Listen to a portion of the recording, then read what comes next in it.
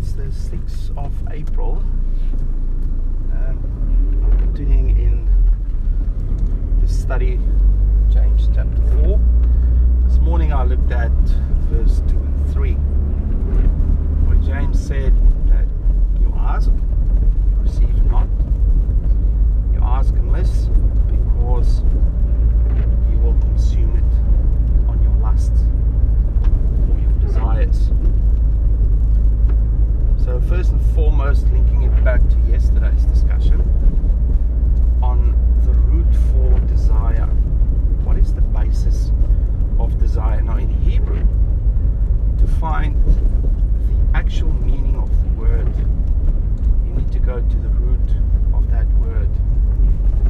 Now, the root of that word is the word shuk, and that means river. It also means overflow, and it's linked to the river of Elohim, and it's also linked to the river that flowed from Eden, that water the garden, and the garden is planted east of Eden or in front of Eden. So when you wake up every morning, just like you face your ruinous heap every morning, which is your problems, your fallen state, fallen nature, fallen situations, whatever situation you're in, whatever state this world is in, that's what you face every morning. And then you have to turn towards the house of Elohim. That's what we heard last week, Friday. So the restored state will be in the garden, and when you wake up, Eden will be in front of you. Now Eden is a place of elevation. Why do I say that? Because the river flowed from Eden into the garden. Water can only flow from a higher point to a lower point. That means the garden is a slightly lower state. Even it's a restored state, there's even a higher state than that, which is Eden.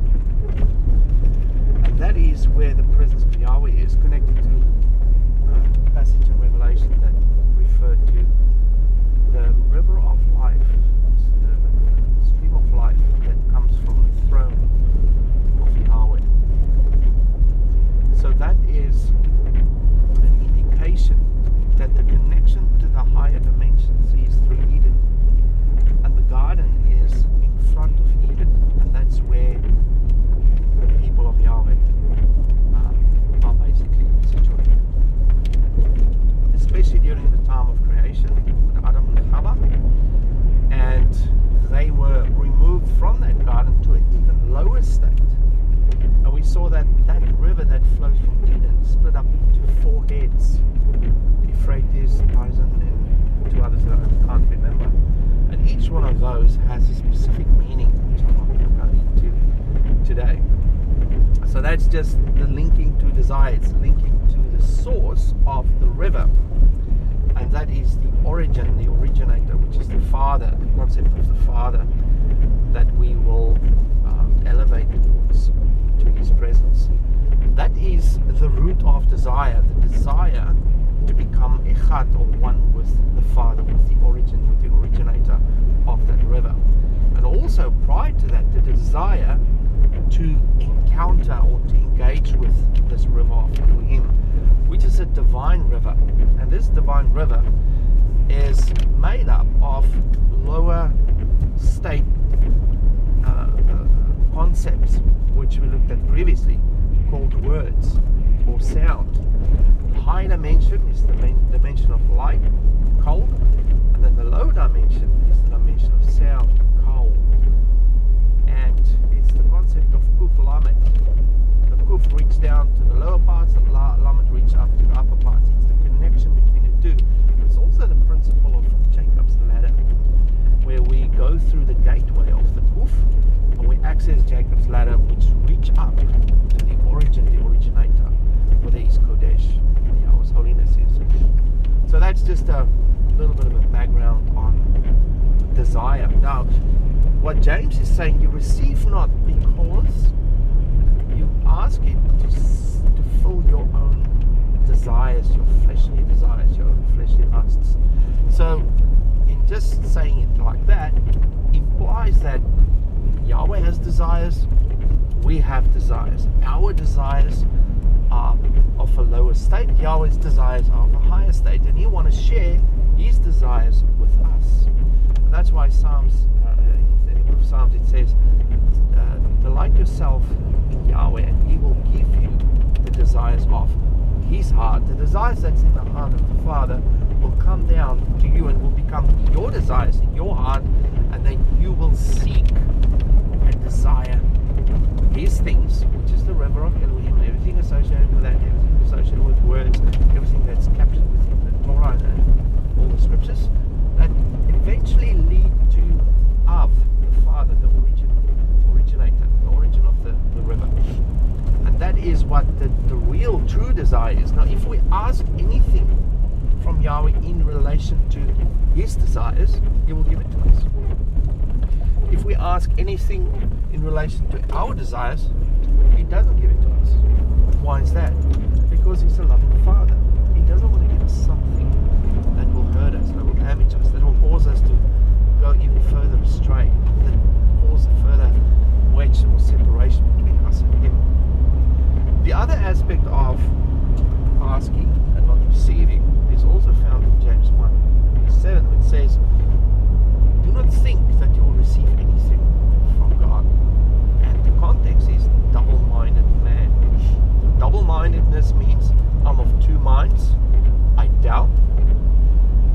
Is it this or that? Maybe it is, maybe it isn't. And there's no concrete foundational understanding of what the real truth is regarding a certain matter.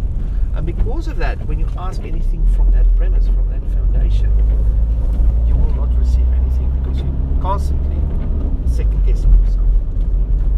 So that has to do with faith in the truth. But there's another concept that's in Matthew 6.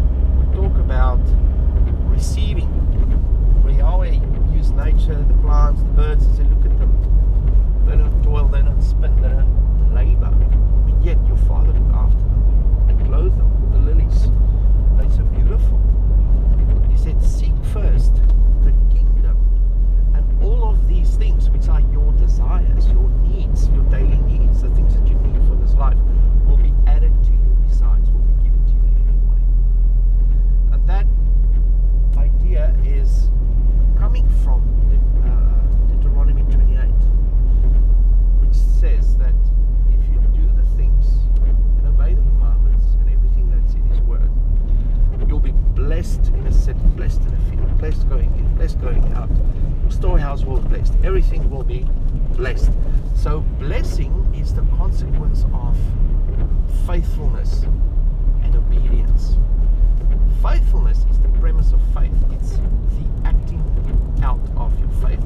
It's the wisdom component to truth. In the same way, it's the faithfulness or the action based on the faith and truth that you received. So we need to action our faith, be faithful in that, and then blessing will follow us and consequences anyway. You don't have to ask anything from Yahweh if you walk in His will faithfully. So that is the key message I want to highlight from James 4 verse 2 and 3. So I'll speak to you again tomorrow. I hope you have a lovely day. Shalom.